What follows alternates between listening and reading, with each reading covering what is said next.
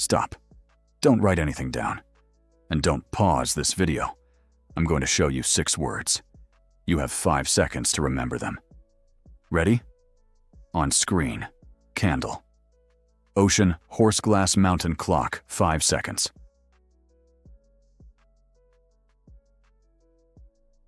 Seconds. Gone.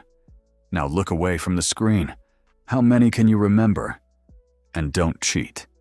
Try to say them out loud. Pause. Maybe you remembered 4, maybe 3, maybe all 6. But here's the interesting part. You probably recognized those words perfectly while they were on the screen. That feeling made your brain think, "I've got this." But the moment the information disappeared, you discovered whether you actually had it. And that difference is one of the biggest traps in learning. Feeling familiar with information is not the same as being able to retrieve it. This is what researchers call an illusion of competence, and it is one reason rereading can feel productive while producing weaker, long-term retention than active testing. So let's do something different. I'm going to give you 6 new words, but this time, don't memorize them. Build something with them. Here they are. Silver rocket, desert mirror, elephant, coffee. Don't repeat them. Watch. Imagine you're standing in a desert. In front of you is a gigantic silver rocket. But the rocket isn't sitting on the ground. It's balanced on the back of an enormous elephant. The elephant is drinking from a giant cup of coffee. The coffee spills onto a huge mirror, and the mirror reflects sunlight directly into the rocket. It's absurd. That's intentional. Now close your eyes for a second. See the scene. Don't try to memorize the 6 words individually. Remember the relationship between them. Now, without looking back, what were the 6 words? Pause. Silver, rocket, desert, mirror, elephant, coffee. If you remembered them, notice what you just did. You didn't simply repeat 6 sounds. You transformed disconnected information into something your mind could connect, visualize, and reconstruct. This is elaborative encoding. The idea comes from the levels of processing framework. How deeply information is processed affects how it is later remembered. Meaningful connections and elaboration provide richer routes for retrieval than shallow repetition. And this gives us our first rule. Don't just repeat information. Give it structure. When you're reading something important, ask, what does this remind me of? How would I explain it? What example would make it impossible to forget? What image could represent it? You're turning information from an isolated fact into something your brain has relationships to. Now we're going to use the technique that may feel the most uncomfortable, and that's exactly why people avoid it. Imagine you've just read an important chapter. You understand it. You highlighted it.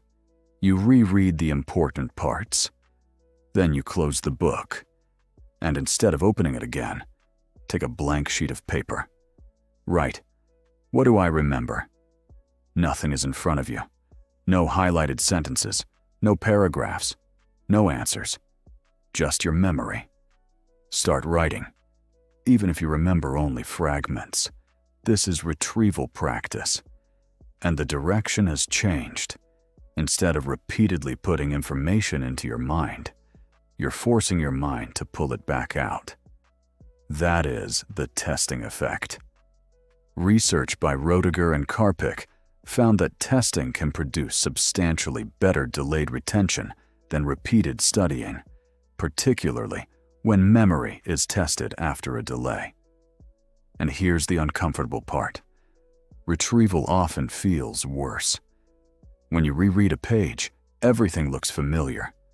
When you close the book and try to explain it, suddenly you discover the gaps. You might think, I'm terrible at this.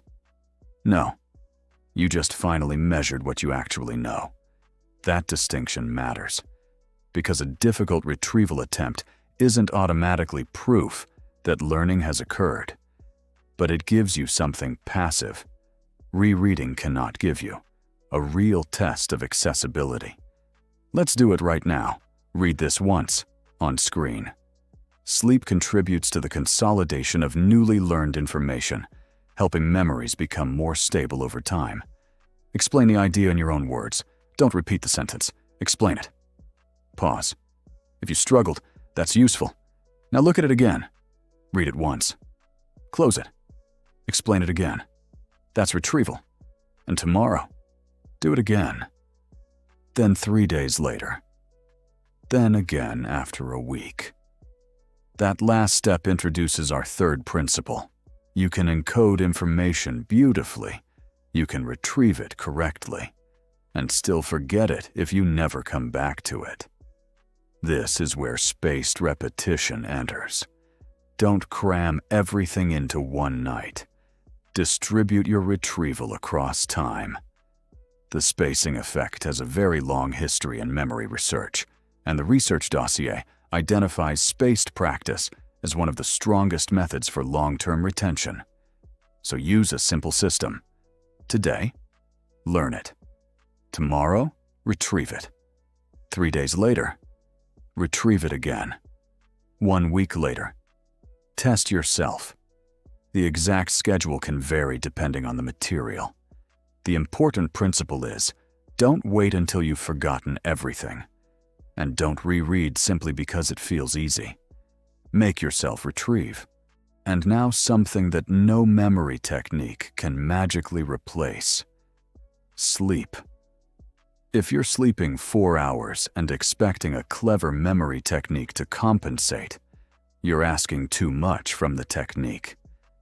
Sleep plays a critical role in memory consolidation, and sleep deprivation can impair the formation of new memories. So your memory system is not just study harder.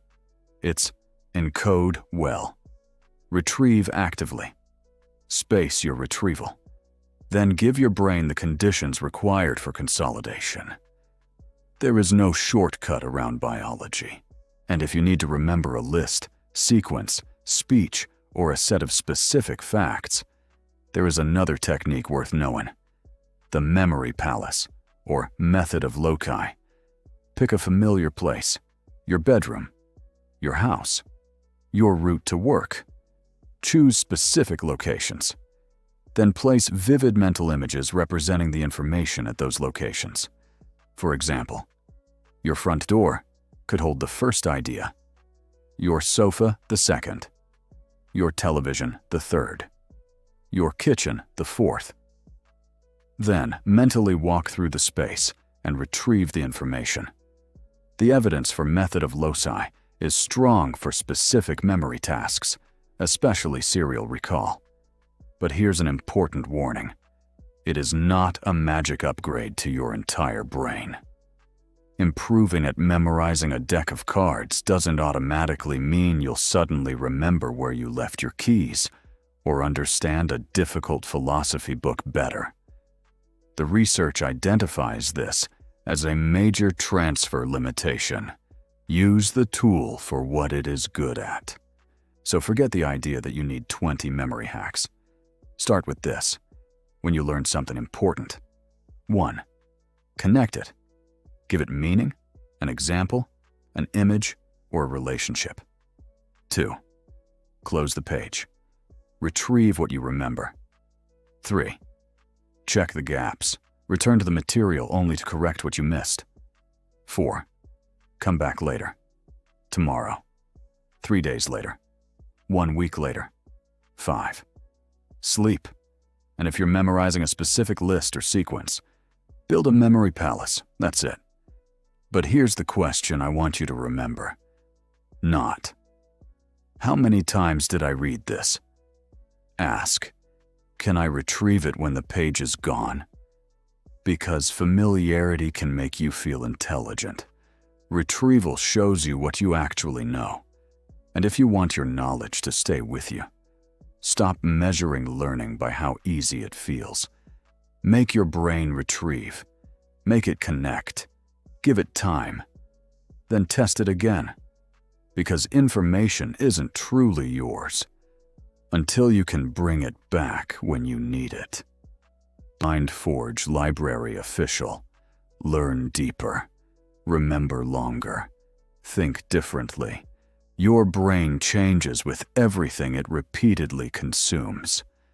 If you want it to grow instead of drift, subscribe, share this documentary, and join us.